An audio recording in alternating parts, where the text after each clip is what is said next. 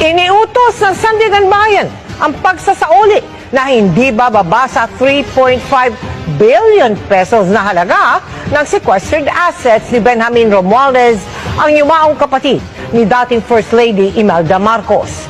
Ang ari-ariang tinutukoy ang mahigit 6 na milyong shares ng Philippine Commercial International Bank o PCI Bank.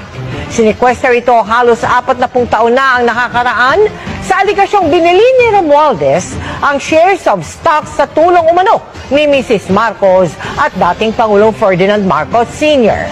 Noong 2003, ipinawalang bisa ng Sandigan Bayan ang sequestration order pero nanatili sa kustodiya nito ang shares of stock.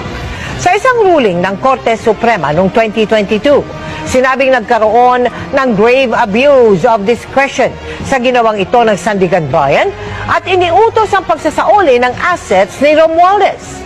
Dahil final and executory ang ruling ng Korte Suprema, inatasan ngayon ng Sandigan Bayan ang kanilang Executive Clerk of Court, ang Presidential Commission on Good Government at iba pang sangkot sa ahensya na isaoli na kina Romualdez ang assets at kita mula rito.